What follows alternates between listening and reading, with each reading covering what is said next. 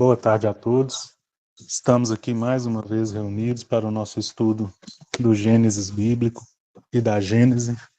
Para dar início ao nosso estudo desse sábado, a nossa irmã Débora vai fazer a prece inicial por todos nós.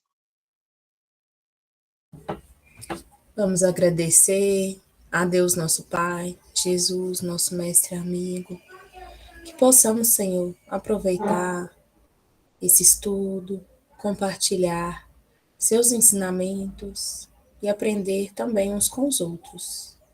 Agradecemos por toda a oportunidade que nos é dada, todas as batalhas vividas, por tudo, Senhor. Obrigado, hoje e sempre. Que assim seja. Que assim seja. Gente, na Gênese, nós vamos falar hoje do item 60 do capítulo 1. O capítulo 1 é intitulado O Caráter da Revelação Espírita. E nós estamos vendo, nesse momento mesmo, coisas relacionadas ao início do Espiritismo. Como que se deu, então, o início, né, a chegada do Espiritismo aqui para nós? Nós vimos que tem um propósito divino na chegada do Espiritismo, um planejamento, e também é objetivo, né, dessa parte que estamos estudando, sanar dúvidas, trazer uma certa segurança para nós a respeito das coisas específicas aí do Espiritismo. E a gente vem já de 2 estudos comentando sobre a comunicação dos espíritos, né, que auxiliaram ali no, no advento do Espiritismo. Não a comunicação em si, mas a classe dos espíritos que se comunicaram. Nós vimos que a doutrina espírita, diferente da maioria das outras religiões, não é uma religião personificada, ou seja, baseada em um único líder. Ela vem do concurso e da participação de vários espíritos. Daí, né, o nome da doutrina espírita, ou doutrina dos espíritos. E por ela vir de vários espíritos e de várias classes, Allan Kardec faz então a pergunta de o porquê, né, como podemos ter confiança na doutrina espírita se ela vem também de comunicações de espíritos ainda imperfeitos. E a resposta que se tem é que, trazendo para nós um panorama real do plano espiritual, né, a doutrina espírita mostra que lá também tem espíritos de várias classes, de vários níveis evolutivos, assim como acontece aqui no nosso globo. E teria que ser assim para que ela fosse também melhor aceita, porque imaginemos uma doutrina, uma religião que preconiza a igualdade, a caridade, a fraternidade, o socorro àqueles mais necessitados e sendo trazida só por espíritos evoluídos, como se só eles pudessem trabalhar no bem. Na verdade, isso é para ensinar para nós que todos podemos trabalhar na obra divina dentro das nossas condições. E o segundo aspecto relacionado a isso é que coloca-se também uma responsabilidade para nós encarnados. Ou seja, não é porque a mensagem veio do plano espiritual ou dos espíritos que nós temos que seguir de olhos fechados. A doutrina espírita nos ensina sobre a fé raciocinada. Então, ainda que os espíritos não sejam, alguns, né, não sejam ainda totalmente evoluídos e se comunicam, isso é possível porque tem também a parcela de responsabilidade nossa, de averiguar, de verificar aquelas informações. Até porque a primeira pergunta feita no Livro dos Espíritos é o que é Deus. Então, depois de todos aqueles, da definição de Deus e dos seus atributos de divindade, fazendo uma reflexão sobre essas características de Deus, nós já conseguimos ter uma fé raciocinada que possibilite a nós um julgamento sobre o que está sendo falado por qualquer espírito. Então, nós estamos nessa parte de discussão sobre a comunicação dos ensinamentos da doutrina espírita. O item 60, ele fala assim, então: os espíritos não se manifestam para libertar do estudo e das pesquisas o homem, nem para lhe transmitir uma ciência pronta. Com relação ao que o homem pode achar por si mesmo, eles o deixam entregue às suas próprias forças.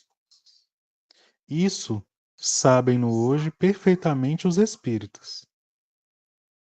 Isso aqui é interessante, gente, né? E complementa aí o que a gente falou a título de introdução, que o fato da mensagem vir do plano espiritual, o fato de os espíritos comunicarem para nós, não quer dizer que nós não precisamos fazer nada com relação a isso. Então, os espíritos vêm como direcionadores, trazendo uma gama de conhecimentos, de situações novas, mas cabe a nós, encarnados, trabalhar com essas informações. Em que nós podemos melhorar com aquilo, tá? Então, pelo contrário, né? A comunicação dos espíritos, ela não é para deixar a gente no ócio, sem estudar, sem pesquisar, né? Pelo contrário, trazendo esses ensinamentos, eles abrem para nós uma janela de conhecimento e de possibilidades que nós podemos ter ali com relação a estudo, a aprendizado, a evolução pessoal, evolução coletiva. E vejam, né, como que isso está de acordo com o Evangelho. É falado aqui para nós, aquilo que o homem consegue achar por si mesmo, os espíritos deixam com, né, deixam para que nós consigamos achar, ou seja, deixa na nossa responsabilidade. Eles não vão trazer nada pronto. Isso é tão de acordo com o Evangelho, né, que se nós lembrarmos lá da passagem de quando Jesus ressuscita Lázaro, a primeira coisa que Jesus pede quando ele chega lá é para que afastassem a pedra do túmulo. Isso é um ensinamento para nós, de que a nossa ação ela é conjunta com Deus. E aquilo que é da nossa parte fazer, os espíritos não vão fazer por nós, né? Jesus era um espírito, é um espírito super evoluído e, na verdade, ele não precisava nem afastar aquela pedra, ele poderia simplesmente, né, se teletransportar ali para onde que o Lázaro estava e fazer a cura ali mesmo. E ele teria força até para levitar aquela pedra e tirá-la do lugar. Mas o ensinamento, né, o pedido de retirem a pedra é: participem da forma que vocês conseguem.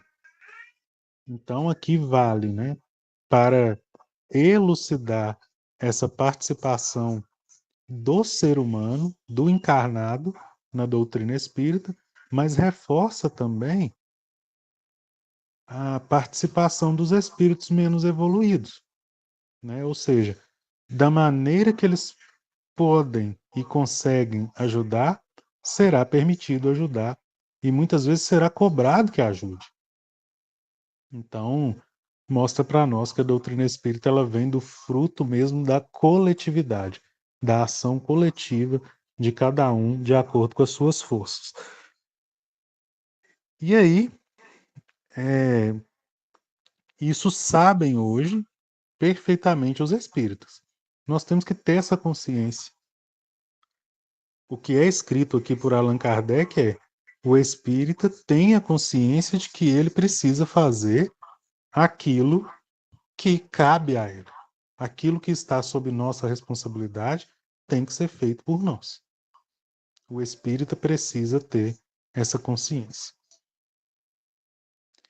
De há muito, a experiência há demonstrado ser errôneo atribuir-se aos espíritos todo o saber e toda a sabedoria, e que bastaria dirigir-se ao primeiro espírito que se apresentasse para as conhecer todas as coisas.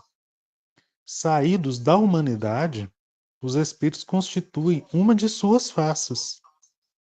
Assim como na Terra, entre eles há os superiores e os vulgares, muitos deles, pois, científica e filosoficamente, sabem menos do que certos homens.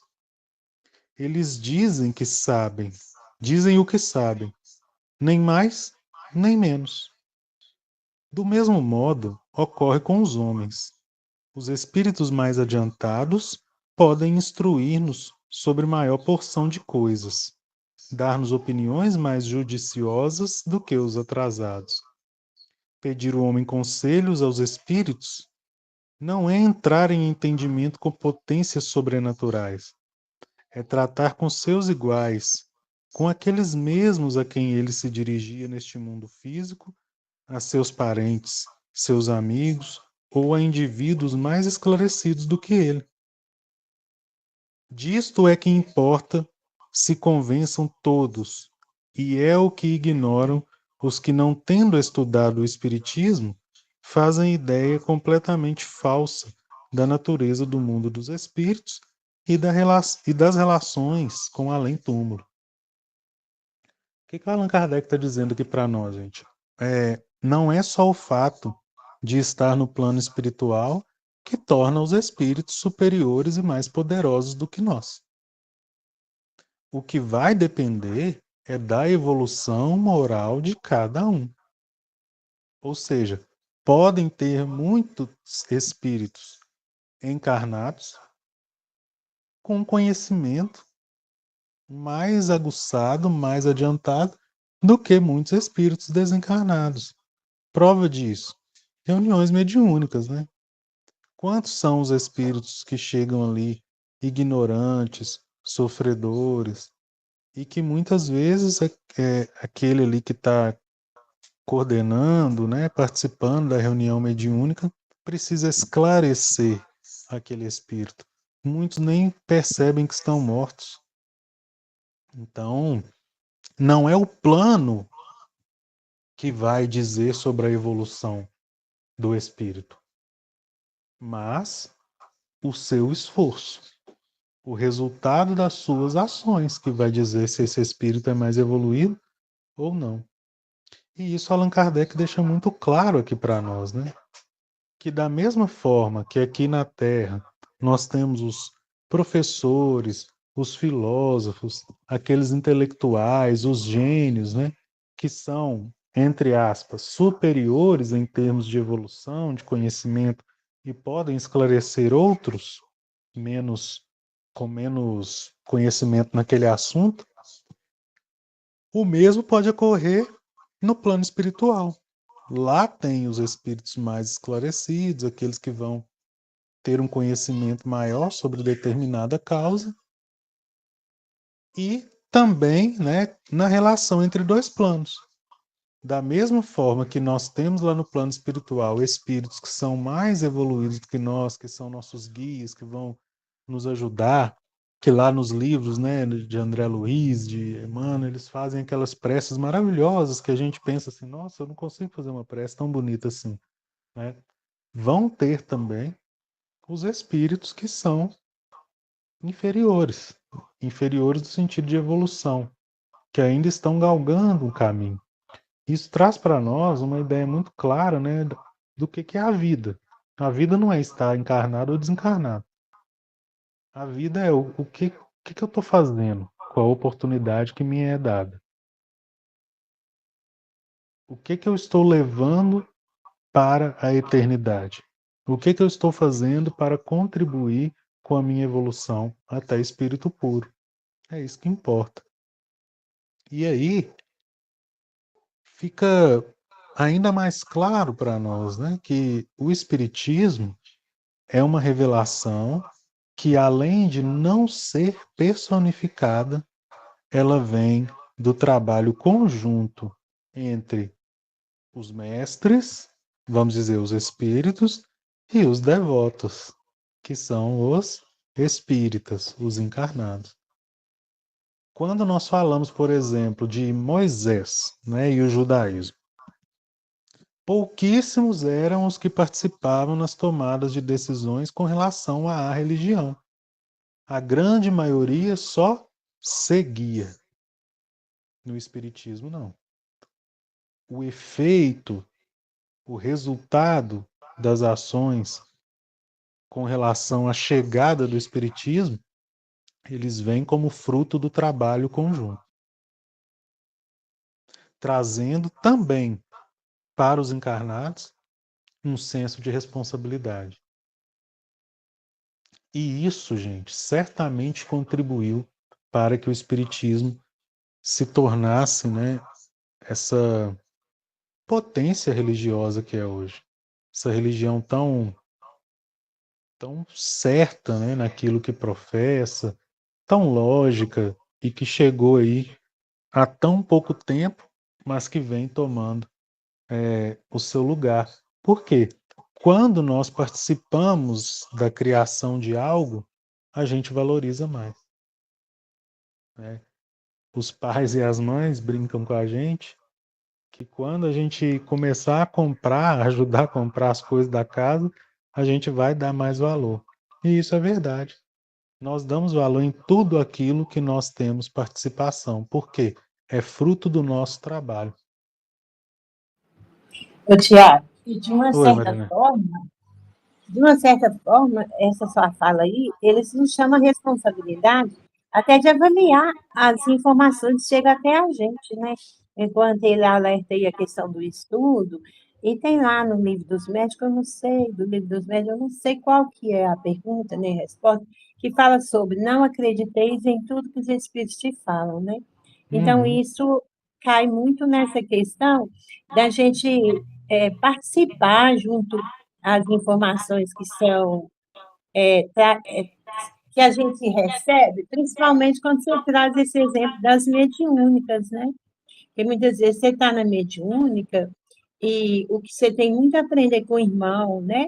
Desencarnado, quando ele vem com suas fragilidades. E aquele que vem também trazer as revelações, a gente tem que também, eu penso que a gente também tem que avaliar se é coerente o que vai proceder em auxílio à humanidade, né? Porque muitas vezes pode haver espíritos mistificadores, né? E outros que vêm brincar mesmo com aquele que não busca o estudo, não é isso? isso mesmo. Mostra para nós também, né? Exatamente isso que você trouxe, quando fala aqui o início aqui, né? Os espíritos não se manifestaram para nos libertar do estudo, né? Eles, eles se manifestaram exatamente para nos motivar a estudar e a aprender. E quando você cita essa situação, né, das comunicações espirituais, seja nas mediúnicas, seja nas diversas manifestações de mediunidade aí que tem, a recomendação dos espíritos, né, e de Allan Kardec é pautada no Evangelho. Lá no Evangelho de João fala: não acrediteis em todos os espíritos, mas observai primeiro se são de Deus. Isso também está no Evangelho segundo o Espiritismo, no capítulo Haverá falsos cristos e falsos profetas. É tratado sobre isso lá. Exatamente por quê? Porque o Espiritismo traz essa sensação de cooperação e de nos colocar também como responsáveis. E pautado na definição de Deus, né? Que eu comentei no início aí. Então, Deus infinitamente bom, justo, misericordioso, sábio, que quer o bem de todos. Então, quando João fala para nós observar se esse Espírito é de Deus, quer dizer, as coisas que esse Espírito professa estão de acordo com o Evangelho, é para o bem comum ou é fruto de orgulho e de egoísmo? Porque aí nós temos duas possibilidades. Se o que aquele Espírito traz vem de Deus, ele está lá para nos ensinar. Se o que aquele espírito traz não é de Deus, então ele está lá para aprender. Aí vem a questão da corresponsabilidade, né? Inclusive nas mediúnicas. Muitas vezes a gente está lá para aprender, mas muitas vezes a gente está lá para ajudar. E isso passa por esse crivo dessa avaliação, né? Quando a gente fala crivo, é essa peneira, essa separação, essa avaliação que no Espiritismo sempre nos recomenda de olhar se o que vem dos Espíritos é de Deus. Porque nós temos uma falsa sensação, né? Na verdade, nós temos uma sensação que nos traz uma ideia falsa, assim, de que tudo que vem do plano espiritual é para a gente seguir. E a gente sabe, né? Do lado de lá tem equívoco também. Nós estamos em plena sintonia, né? Através da nossa psicosfera, dos fluidos que envolvem o nosso planeta. Inclusive, no livro dos médiuns fala para nós, né, sobre aqueles espíritos também que se dedicam a fazer o mal. Se alinham ali com médiuns para prejudicar pessoas. E isso a gente vê em diversas vertentes religiosas, né? Fazer tal coisa para prejudicar tal pessoa. E, inclusive, explica para nós, só vai atingir se aquela pessoa que se tem o objetivo de prejudicar estiver numa sintonia negativa que possibilite a ação. Por isso a importância, né, gente, do trabalho no bem, do trabalho de melhorar a nós mesmos, porque estando bem conosco mesmo, com uma energia mais elevada possível, não tem mal que nos ache, mesmo que queira, né? Então, se no plano espiritual tem também esses espíritos dedicados aí para as coisas maléficas, né, vamos dizer assim, a gente precisa ter esse cuidado, porque muitas vezes eles vêm também com nomes, né, com nomes famosos, com ideias, com, com ideais ali, a princípio muito nobres, mas basta você experimentar um pouquinho ali no Evangelho para ver que, na verdade, se trata mais de um espírito zombeteiro do que um espírito que quer contribuir. Então, com certeza, né, precisa sim dessa, dessa responsabilidade agir no sentido de filtrar também o que vem do plano espiritual. Alguém, gente, quer comentar aí mais? Tiago, e igual o Lê está falando aí, é uma coisa muito interessante, que ele no princípio fala, né, que realmente a gente tem mania de achar que é só os espíritos que têm essa capacidade, os espíritos desencarnados, só que ele iguala nós todos, nós estamos todo mundo no mesmo patamar. Os outros só não têm um corpo de carne, igual a gente. Mas você vê quantas vezes assim, uma pessoa aproxima de você e pela fala da pessoa, seja, se você tiver um pouco assim, de um entendimento e tudo, você pega o que a pessoa está falando, a maldade, ou se é uma coisa boa também, você percebe, nossa, fulano é uma pessoa tão boa, né? Ela aproxima, ela consegue acalmar a gente, né? Ela consegue passar alguma coisa. Isso a gente descobre isso no estudo, né? Por isso que é tão importante a gente estar com um acordo ali, né, com o evangelho, fazer uma boa leitura, né, ter bons hábitos, né? Isso mesmo. E sempre, né, gente, na doutrina espírita, vai ser assim. Nós já comentamos que ela tem muito essa característica de consolador, de mostrar, muitas vezes, esclarecer para nós, principalmente os motivos das aflições, mas junto com isso, sempre um trabalho de nós participarmos juntos. Esse exemplo que a dona Silvia falou é interessante porque a gente consegue trazer isso também para a esfera material de nós encarnados, né? Muitas vezes vai vir aí uma situação em que vamos ser ajudados por um irmão, um amigo encarnado mesmo, a gente vai ter aquele consolo, né? A gente vai ter o discernimento, vai entender a mensagem, mas é um conselho, né? E conselho a gente segue ou não, ou seja, depende também do nosso livre-arbítrio. E a doutrina espírita, como eu disse, conforta muito, mas sempre também vai fazer o convite para nós sairmos da zona de conforto e fazermos a nossa parte. E isso é crucial, porque só assim a gente vai evoluir. Está falando aqui, os espíritos não vão fazer por nós aquilo que cabe a nós. Então, né, é um mecanismo muito, muito perfeito, né, divino mesmo, para que nós possamos evoluir e atingir esse projeto, né, que Deus tem por nós aí, para nós, né, que é tornarmos espíritos puros. Bom, nós finalizamos então a Gênese, né, por aqui, e agora vamos para o Gênesis bíblico.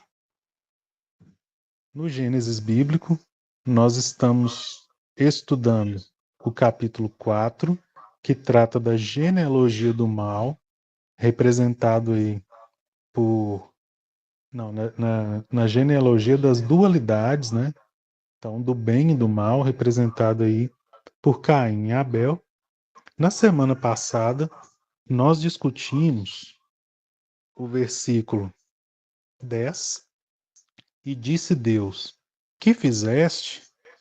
A voz do sangue do teu irmão clama a mim desde a terra. Nós discutimos sobre o significado aqui desse versículo, né?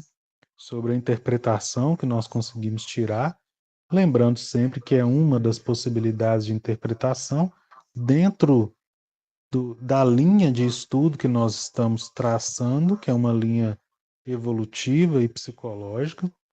E nós vimos aqui, né, primeiro reparamos a diferença, porque no versículo 9 disse o Senhor a Caim: onde está Abel, teu irmão?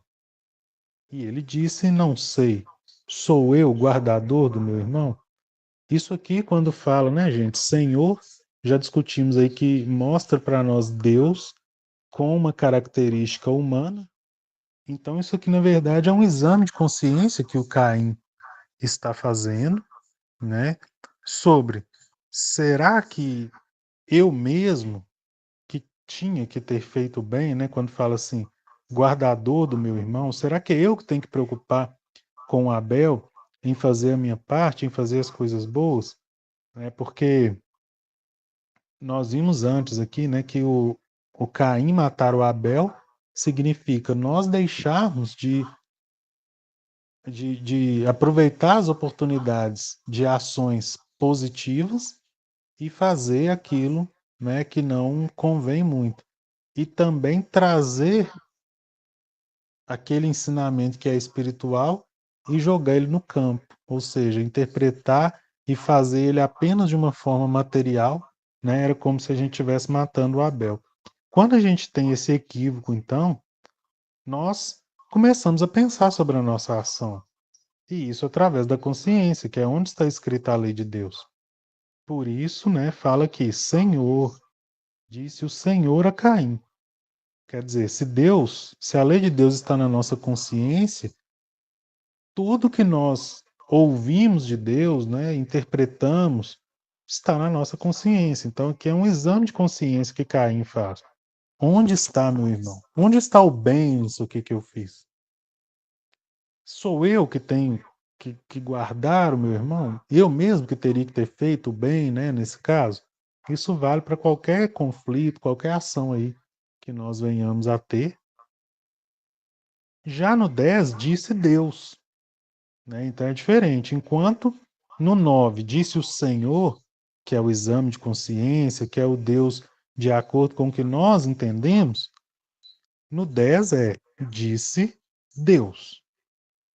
Então aqui é lei divina, aplicável para todos. A voz do sangue do teu irmão clama a mim desde a terra. Aí nós discutimos o significado do sangue. Nós pegamos aí, né, o significado que o Alexandre explica para o André Luiz no livro Missionários da Luz, quando ele vai falar lá que o sangue, no seu movimento, né, de fluxo e refluxo, ida e volta, né, a circulação desse fluido divino, ele simboliza para nós o trabalho de Deus incessante na criação. Então, o sangue representa, né, essa conexão que nós precisamos ter com a obra divina. E como nós trabalhamos na obra divina. Então, quando fala que a voz do sangue, né, quer dizer, é esse chamado do trabalho no bem, clama a mim desde a terra. Desde o início da criação, primeiro ponto, ou possibilidade. Desde o início da criação, o trabalho que tem que ser feito é o trabalho no bem. É esse clamor desde a terra. E segunda possibilidade, a terra aqui no sentido material. Seja no plano material, físico, seja no plano espiritual, o trabalho que nós temos que fazer é um trabalho no bem. Ou seja, é aproveitar as boas ações. É cultivar o Abel. É fazer viver o Abel e não matar o Abel. E veja, gente, que é diferente, né? Fazer viver o Abel não significa matar o Caim. O Caim aqui no sentido do materialismo ou do material e o Abel no sentido espiritual. Fazer viver o Abel, né, é ter essa consciência de priorizar as coisas espirituais para viver em sintonia positiva com as coisas materiais. E aí alcançar o conceito de felicidade que os espíritos respondem para Allan Kardec quando ele pergunta: existe uma felicidade, né, como cada espírito tem um ponto de evolução diferente.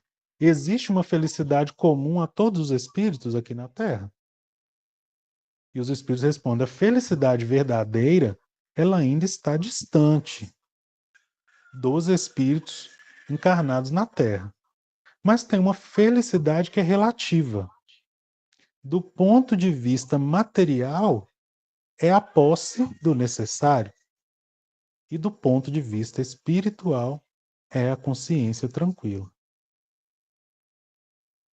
Essa pergunta e essa resposta, ela encaixa tanto com a situação aqui, porque o Caim e o Abel, que é a dualidade do mundo, né, o bem e o mal, também representa, na verdade o Caim e o Abel representam qualquer dualidade, né?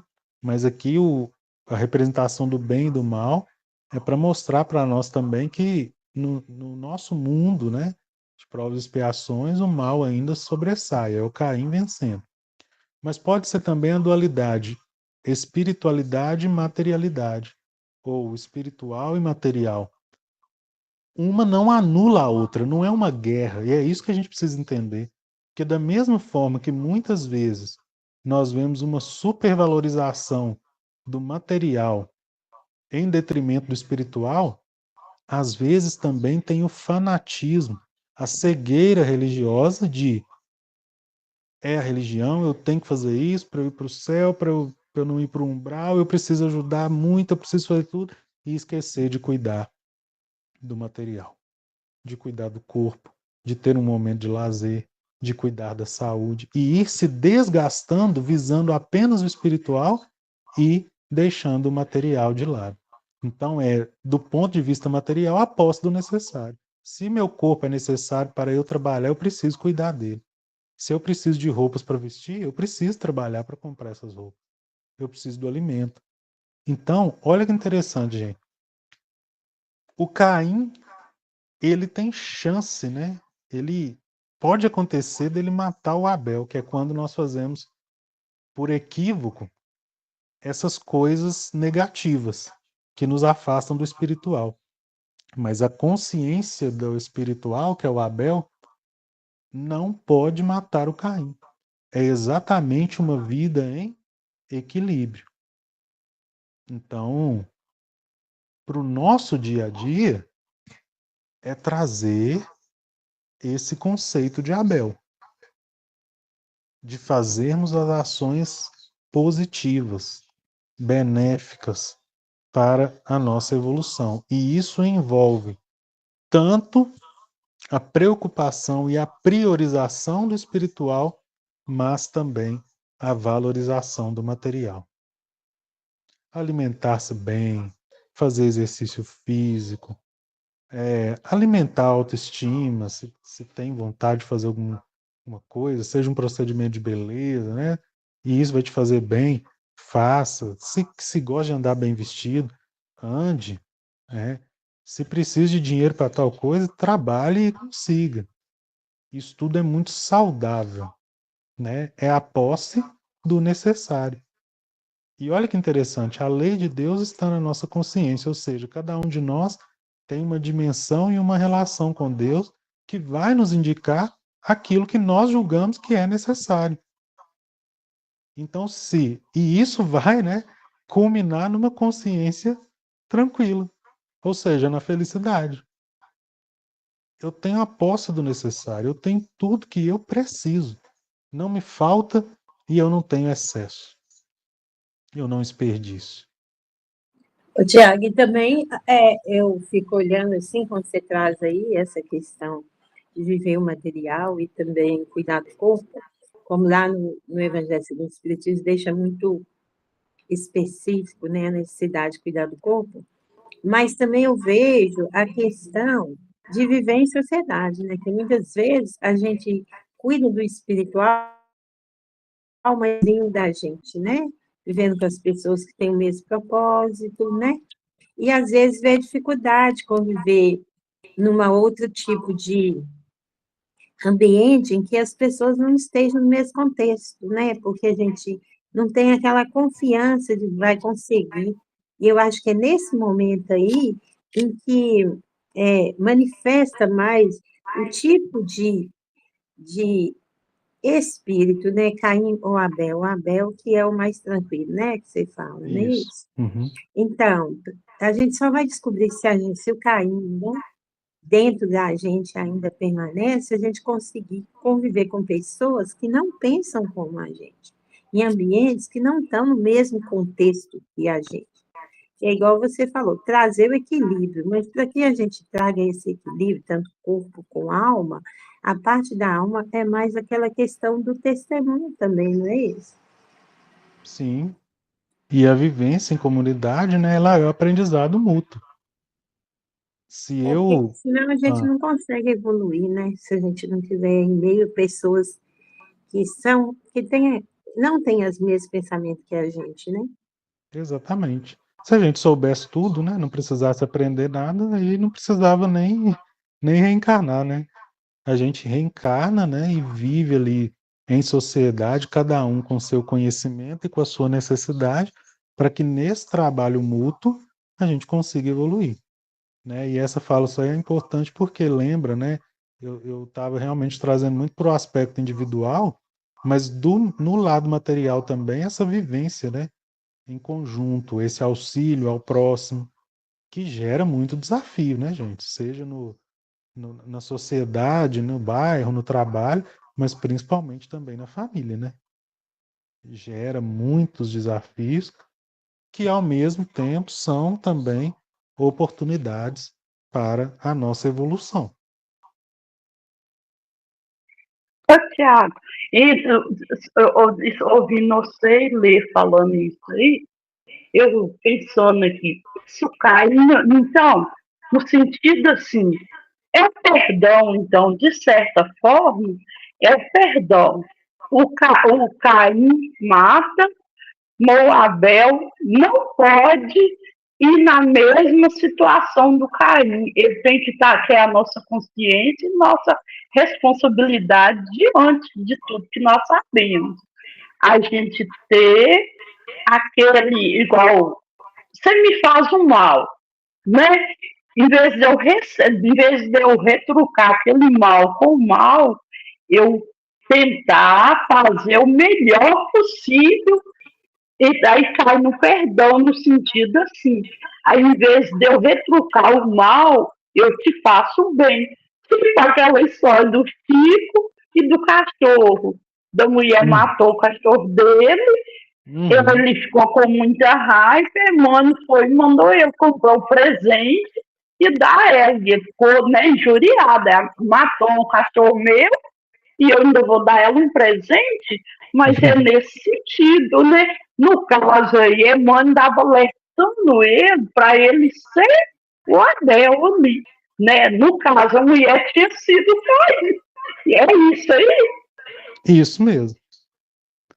Esse exemplo é perfeito, né? Porque se eu retruco, aquele que faz o mal, né, para nós ou para outro qualquer, ele está matando o Abel. Ou seja, ele está fazendo o Abel interior, né, gente? Lembrando que o Caim e Abel tá dentro de nós. Então eu fui lá e fiz mal para a dona Silva. O meu Caim interno matou o Abel dentro de mim também. Então eu não aproveitei a oportunidade de fazer o bem, pelo contrário, eu fiz o mal. Se a dona Silvia retruca fazendo o mal, ela também está matando o Abel dentro dela. É o Caim vencendo de novo, né? Agora, se ela faz o bem, veja, não é vingança, né? O bem ele consegue passar pela situação sem tirar a vida. Não é o contrário, não é o Abel matando o Caim. É o Abel convivendo com o Caim. Então, se Dona Silvia tem uma atitude positiva, no caso aí, o perdão, ela está fortalecendo o Abel dentro dela, está fazendo viver. É por isso, né, gente, aquela frase que o Divaldo fala que o amor cobre uma imensidão de pecados. Porque veja só, eu fui e fiz o mal, matei o Abel dentro de mim. Se Dona Silvia faz o mal, mata o Abel dentro dela. Vejam que a vingança, ela só vai provocando a morte do bem, né? Só que nós fomos criados para fazermos o bem. E a nossa evolução significa nos tornarmos espíritos puros. Ou seja, a gente vai só atrasando a nossa evolução porque o mal vai vencendo. É por isso que desde os tempos de Caim aqui, né? Do Caim na Bíblia aqui mesmo, sei lá, 2.000 anos, 3.000 anos, a gente está lutando ainda em mundo de prova e expiação, porque a vingança ainda vence o perdão. Agora, o contrário, né? Se a dona Silvia tem uma atitude positiva com relação a mim, né? Se ela faz esse Abel viver dentro dela, é menos um Abel sendo morto, né? Que o dela vai continuar vivo, e tem chance dela ajudar a reviver o Abel dentro de mim através do exemplo. Então, o amor cobre uma imensidão de pecados porque faz com que aqueles seres que tenham assassinado o Abel dentro de si façam esse Abel reviver. Mas entra naquela fala sua no primeiro momento, como você falou do equilíbrio, né? Que a gente está vivendo um mundo que o perdão ainda tem uma certa dificuldade de ser vivido, né? Muitas vezes você fala assim, eu perdoo, mas no fundo a sua intimidade você ainda tem sentimentos, né? Então, aí quando entra naquela questão que você falou do equilíbrio, é o momento que você está conectado com Deus, porque você tem essa força para realmente perdoar e realmente extirpar esse Caim de dentro de você, porque muitas vezes a gente perdoa, mas a gente não faz o bem que é para a gente, de perdoar e tentar aprender com aquele erro, né? Porque ninguém é vítima, né, Tiago? Então, muitas vezes você se julga vítima, igual no caso aí, a gente está vendo o caso do Abel. No primeiro momento, a gente pensa, Abel é vítima, né? Então, trazendo os dias de hoje, é uma aprendizagem. O mal, ele vem, de alguma forma, para você também aprender com ele, que dentro de você, você tem essa capacidade de estar recaída também, não é isso?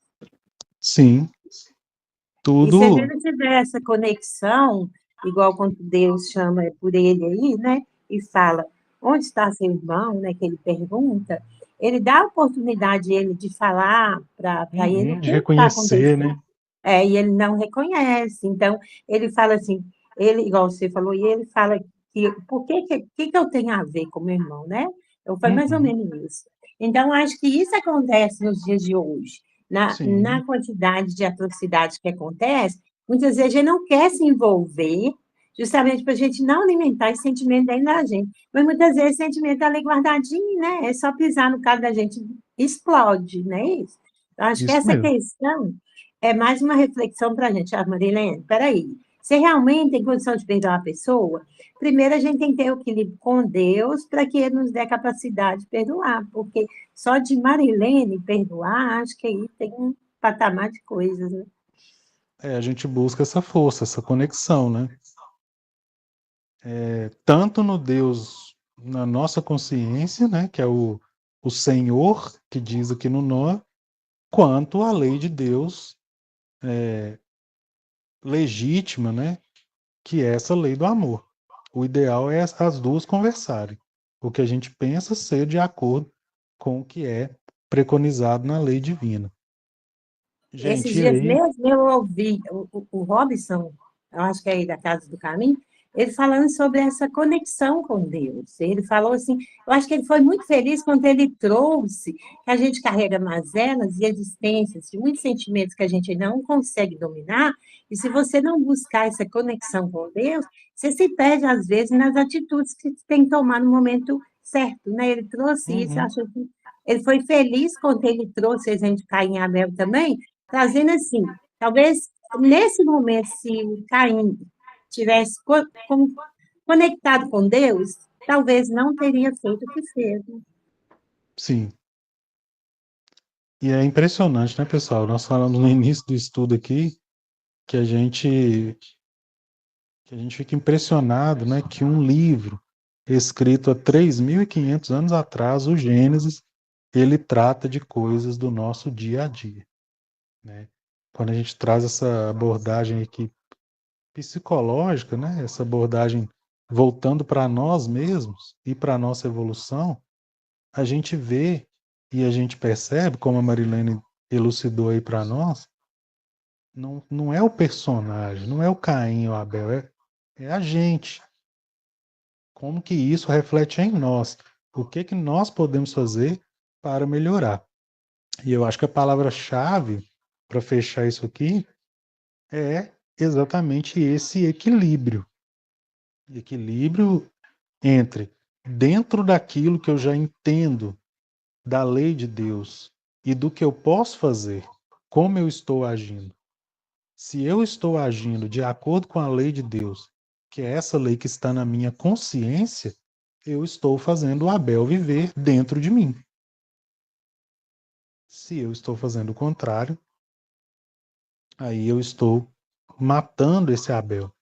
E vem oportunidades numa mesma vida ou em reencarnações sucessivas para que esse Abel seja revivido. A tendência é reviver esse Abel quantas vezes for necessário, até que nós não matemos ele mais e sejamos espíritos puros, espíritos bons. Mais alguém, gente? Tiago, o bom mesmo é a hora que nós aprender que quando nós aprender, a gente não precisa de perdoar, porque a gente nunca vai se sentir ofendido. Isso né? mesmo. Que a gente só tem essas atitudes porque nós nenhum tem nada para perdoar, nós nem sabemos. Muitas vezes você me faz uma coisa, eu acho que você está fazendo uma sacanagem comigo, mas na verdade não é. É algo que eu mesmo sei e falei que eu ia dar conta de superar, e na hora eu vou já estar julgando Uhum. tudo por terra, né? Sim, Ai, é isso mesmo. É essa consciência íntima, né, gente? Bom, deu 15 horas, eu vou finalizar então com a nossa prece, agradecendo a Deus, aos espíritos amigos, aos coordenadores espirituais desse estudo, que estão conosco, nos auxiliam. Agradecemos por mais esse banquete espiritual de ensinamentos, de elucidações, que nós possamos transformar esse aprendizado em situações boas na nossa vida, para que possamos evoluir como seres, como espíritos, hoje e sempre, que assim seja. E assim seja. Muito obrigada e excelente final de semana para todos. boa Obrigado, tarde. gente. Bom fim de Bom semana dia. e até semana que vem.